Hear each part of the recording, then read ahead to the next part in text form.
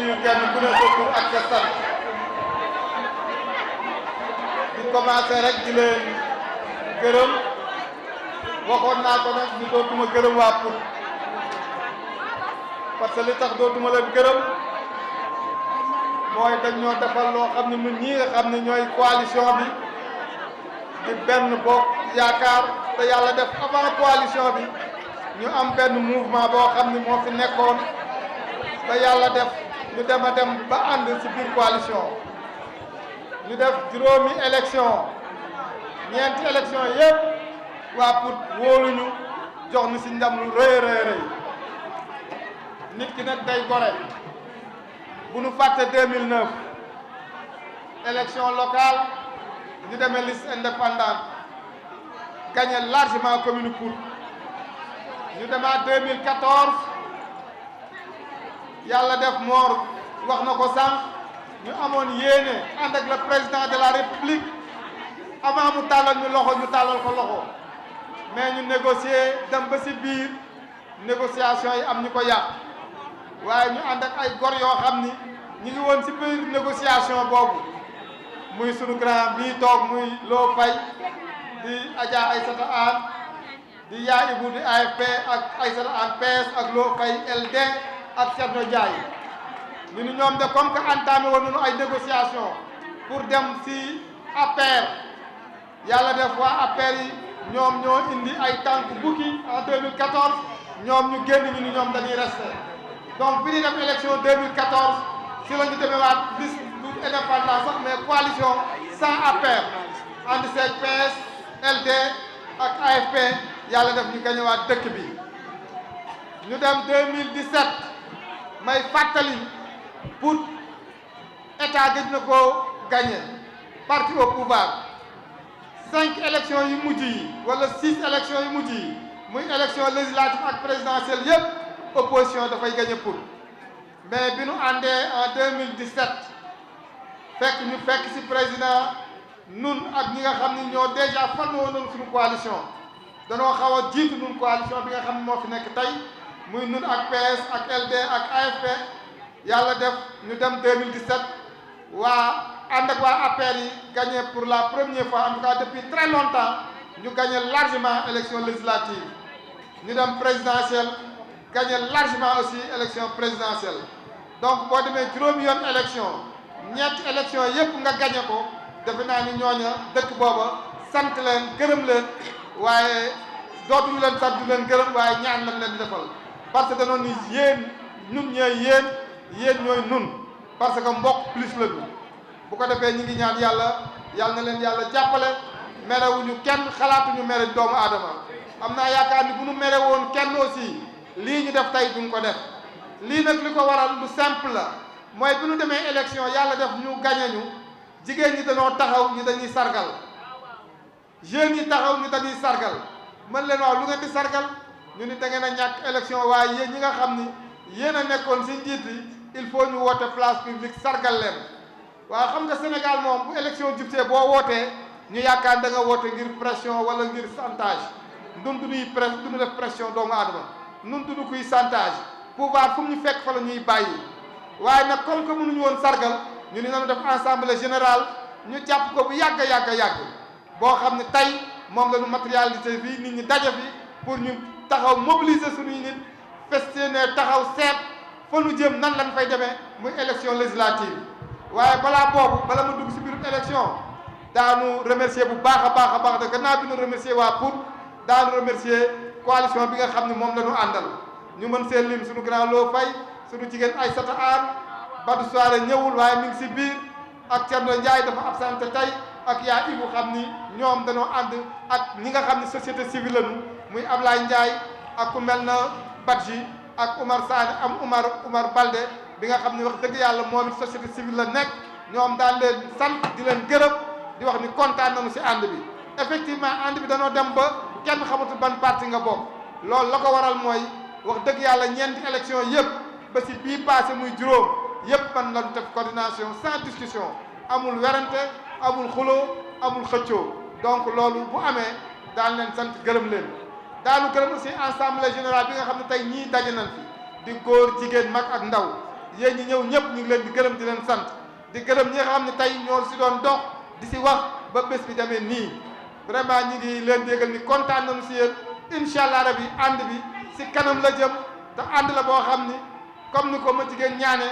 du doon ànd boo xam ni ay xëccoo lay doon wala ànd boo xam ni àndu naafeq la wala ànd boo xam ni àndu vraiment ñàkk yéenante jàmm ànd jàmm ak salaam lay doon ànd ko bokk ndey ak baay ànd boo xam ne pour defar Pout waaye pour defar Sénégal bu loolu passé daanu ñëw si élection yi nga xam ne mi ngi ñëw muy élection législative c'est vrai que mënuñoo wax dara si élection législative parce que loo fay wax nan ko danoo nekk en coalition lépp lu ñuy décider ñun ñooy waxtaan décider ndoo ko pour le moment ñi ngi si coalition bu ñuy wax benn bokk yaakaar bi nga xam ne tey président Macky Sall moo ko dirigé ñu nangu ko topp ko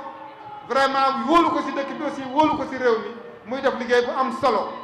am ni mu teg nag si région bi am ni mu teg si département bi rencontré bu ñu leen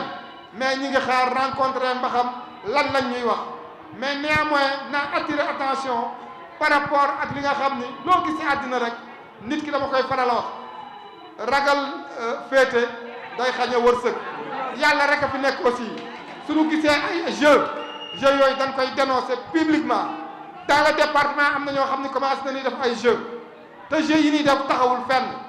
naa leen wax tey en 2014 pourquoi nekkuñu woon si député yi yàlla def na ni dugaloon nañu si liste yi mais dafa am ñoo xam ne seen intérêt bopp rek leen tax a jóg loolu président da ko war a xam daf see am 3 ba 4 catégories benn catégorie bi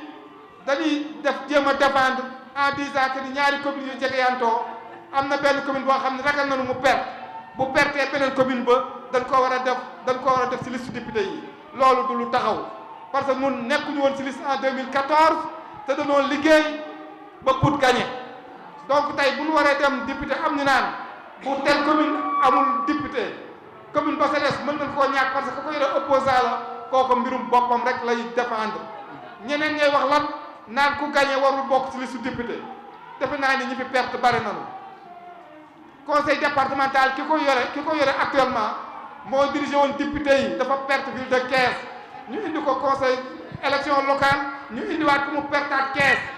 ki nga xam ne mooy suñu coordination tey muy Idrissa Seck nañ ko wax Thiès da koo perte faut se dire la vérité il a perdu Thiès mais tey moom lañ def coordination donc que les gens nous disent que ni ñi perte du ñu yore waruñoo yore poste responsabilité loolu wax la ju taxawul fenn président na yéen déglu nit ñi nag woon nit ñi déglu leen kenn ku ne am na ay argument am ñuy wax affaire zone bu féete fële ak zone bi féete fii mais zone boo xam ne yow ña fa nekk ñëpp am nañu poste responsabilité mais zone yooyu amatul zone c'est-à-dire li problème bi mooy que na nit ñi gore moom maa amoon na kenn amul poste mais danoo liggéey pour ñeneen ñi gagné donc tey bu mbir taxaw kenn ku ne taxaw ni